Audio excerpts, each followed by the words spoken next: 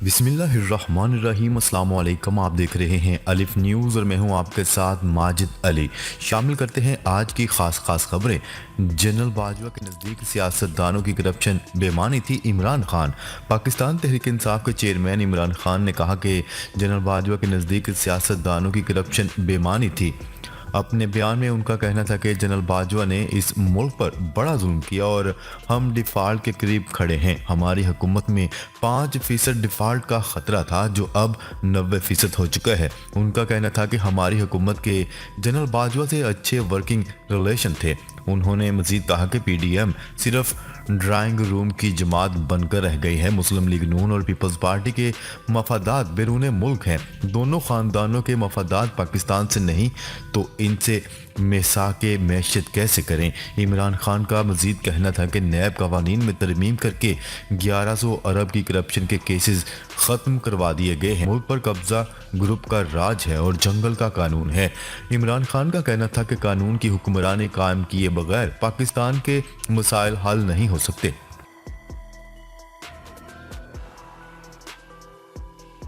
شمالی کوریا کا آئندہ سال جدید مہلک ہتھیار تیار کرنے کا اعلان۔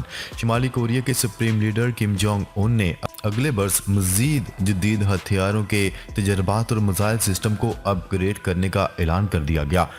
حکمران ورکر پارٹی کے اجلاس میں ملکی فوج کے نئے اہداف کے حوالے سے اجلاس میں ہتھیاروں کے مزید تجربات کا اعلان کیا گیا۔ پارٹی کی 8ویں مرکزی کمیٹی کے چھٹے اجلاس کے دوسرے دن کم جونگ ان نے خطے میں نئے چیلنجز اور صورتحال سمیت وسیع تر سیاسی منظرنامے کا جائزہ لیا۔ اجلاس میں دشمن مخالف جدوجہد اور دفاعی طاقت کو مزید مضبوط کرنے کے لیے اہداف کا تعین بھی کیا گیا۔ شمالی کوریا کے سربراہ کم جونگ ان نے اس عزم کا اظہار کیا تھا کہ شمالی کوریا کو دنیا کی طاقتور ترین قوت بنانا میرا ہدف ہے۔ ایران پر حملے کے لیے تیاری مکمل ہے، اسرائیل نے خبردار کر دیا۔ مقبوضہ بیت المقدس۔ اسرائیل نے کہا ہے کہ ایران پر حملے کے لیے تیاریوں کو مزید بہتر بنا لیا گیا ہے۔ اسرائیل کے سبکدوش ہونے والے وزیر دفاع بینی گینٹز نے بیان میں کہا ہے کہ ایران کی فوجی تنصیبات کو نشانہ بنانے کے لیے تیاریوں کو مزید بہتر بنایا گیا ہے۔ اسرائیلی وزیر دفاع کا مزید کہنا تھا کہ کسی بھی اسرائیلی فضائیہ کو ایران پر حملے کا حکم دیا جا سکتا ہے۔ اسرائیلی فضائیہ کے پائلٹس 2 یا 3 سال میں ایران کی جوہری تنصیبات پر حملہ کر سکتے ہیں۔ اس کام کے لیے حالیہ برسوں میں تیاریاں بہتر کی گئی ہیں۔ ایران کو جوہری ہتھیاروں کے حصول سے روکنے کے لیے کوئی بھی ضروری اقدام کریں گے۔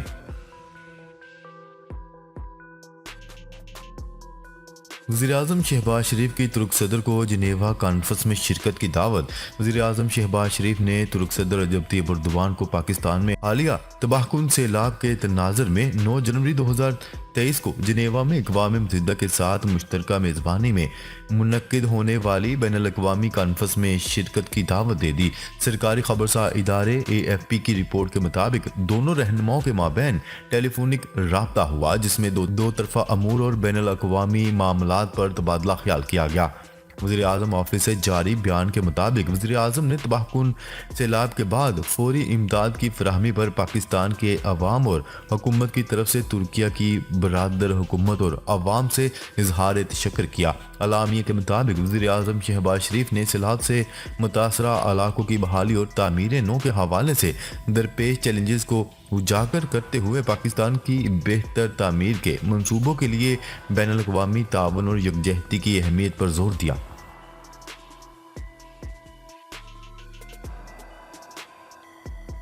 امریکہ میں برف باری جاری، نیاگرا فال بھی جمنا شروع۔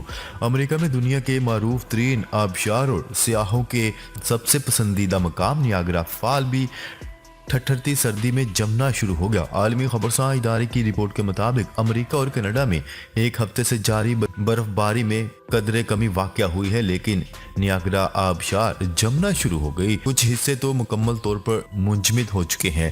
نیاگرا فال میں ہر سیکنڈ میں 3160 ٹن پانی 32 فٹ فی سیکنڈ کی رفتار سے گرتا ہے اور 3 مقامات سے آنے والا یہ پانی آبشار بنتا ہے، لیکن اب یہ مقام ونڈرلینڈ کا منظر پیش کر رہا ہے۔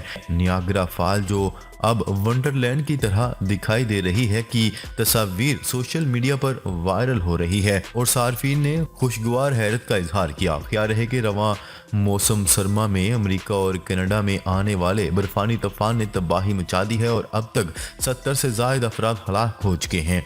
لاکھوں شہری بجلی سے محروم ہو گئے ہیں اور معمولات زندگی بری طرح متاثر ہیں۔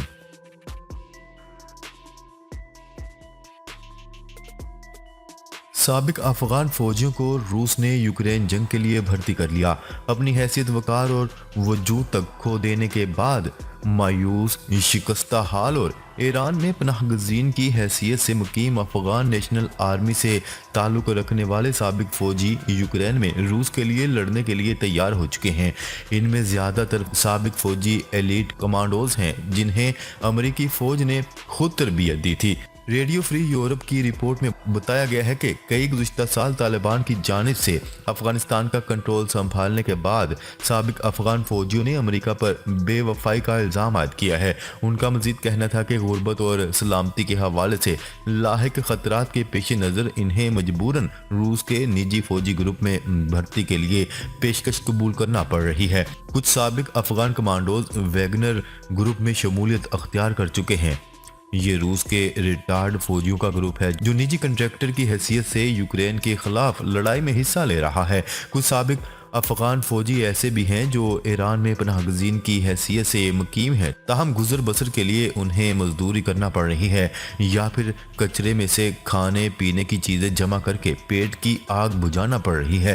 یہ صورتحال امریکی تربیت یافتہ افغان نیشنل آرمی کے سابق فوجیوں کے لیے ایک مشکل گھڑی سے کم نہیں، کیونکہ طالبان کی جانب سے ملک کا کنٹرول سنبھالنے سے قبل انہیں امریکی حمایت یافتہ افغان حکومت کی ریڑھ کی ہڈی سمجھا جاتا تھا۔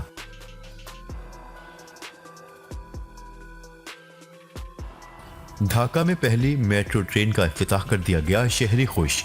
بنگلہ دیش کے دارالحکومت ڈھاکہ میں پہلی میٹرو ٹرین کا افتتاح کر دیا گیا جس پر شہریوں کی جانب سے خوشی کا اظہار کیا گیا۔ غیر ملکی خبرساں ادارے کی رپورٹ کے مطابق بدھ کے روز بنگلہ دیشی وزیر اعظم شیخ حسینہ نے ڈھاکہ میں پہلی میٹرو ٹرین کا افتتاح کر دیا، جبکہ افتتاحی تقریب سے خطاب کرتے ہوئے انہوں نے صوبے کو قابل فخر قرار دے دیا۔ بنگلہ دیشی وزیر اعظم کا کہنا تھا کہ ہم نے ڈھاکہ سے ٹریفک جیم ختم کرنے کا وعدہ کیا تھا اور 6 میٹرو ریل لائنوں کے ساتھ ہم ایسا کرنے کے قابل ہو جائیں گے۔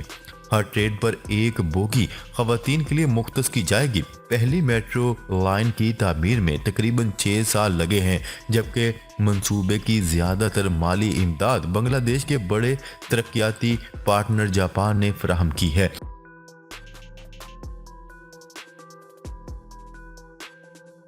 کور کمانڈر کانفرنس، دہشت گردوں کے خلاف بلا تفریق کارروائی کرنے کا عزم۔ Army chief general Asim Munir کی سربراہی میں کور کمانڈر کانفرنس ہوئی جس میں دہشت گردوں کے خلاف بلا تفریق کارروائی کرنے کا عزم کیا گیا۔ پاک فوج کے شعبہ تعلقات عامہ ISPR کے مطابق آرمی چیف کی زیر صدارت 254ویں کور کمانڈر کانفرنس 2 روز تک GHQ میں جاری رہی۔ کانفرنس میں پاکستانی فوج کے پیشہ ورانہ اور تنظیمی امور پر تفصیلی امور پر جائزہ لیا گیا۔ ISPR کی جانب سے جاری بیان کے مطابق کور کمانڈر کانفرنس کے شرکاء نے اس عزم کا اعادہ کیا کہ دہشت گردی کے خلاف جنگ بھرپور انداز میں جاری ہے۔ عوام کی خواہشات کے مطابق امن دشمنوں کا بلا تفریق خاتمہ کیا جائے گا۔